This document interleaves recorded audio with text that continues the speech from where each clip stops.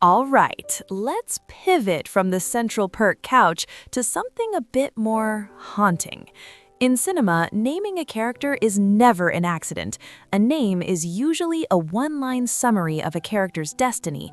So when we look at Asghar Farhadi's masterpiece About Elly, we have to ask the ultimate question: why Elly? Why just a nickname?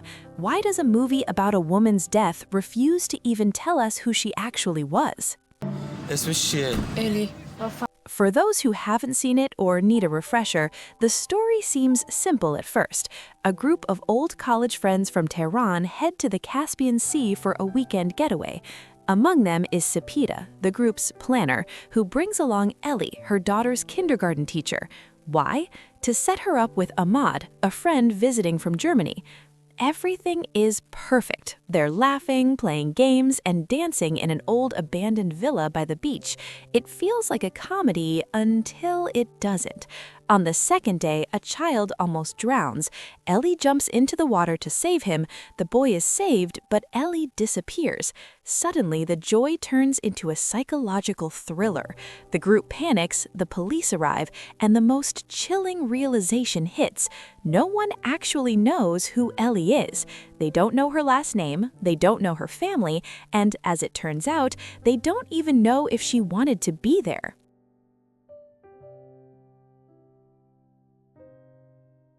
Farhadi is a total genius when it comes to psychological priming. By making Elly a kindergarten teacher, he uses the Auntie Elly vibe to distract us. In a nursery, kids don't use surnames. This cleverly stops us from asking the basic question, who is this person? Farhadi puts us right in the shoes of the characters. Sepida was so impulsive, so obsessed with controlling the matchmaking vibe that she didn't even bother to learn Elly's full identity. This lack of knowledge becomes the central horror. When the police ask, is her name Ilham, Ilnaz, Elmira? The group realizes they brought a total stranger to their private vacation. Elly, Ilham, Elnaz, Elmira چی؟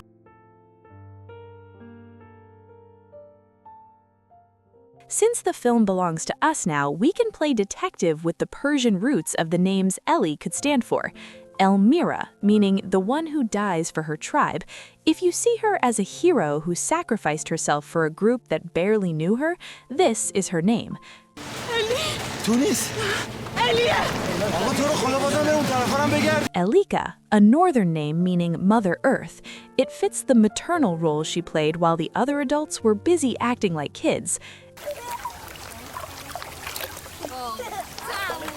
Elahe, meaning goddess, it reflects the pure image the group projected onto her before they started dragging her name through the mud to save their own reputations.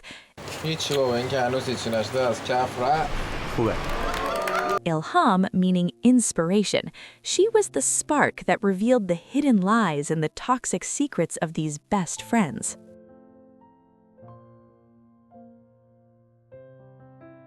I believe Farhadi is too meticulous for Elly to be just a random nickname. By leaving her name incomplete, he makes her a blank canvas. She becomes whoever the characters need her to be to justify their own lies. The film won the Silver Bear for Best Director at Berlin and the Best Picture at Tribeca for a reason. It's not just about a disappearance, it's about how quickly we turn on someone once they are no longer useful to our narrative.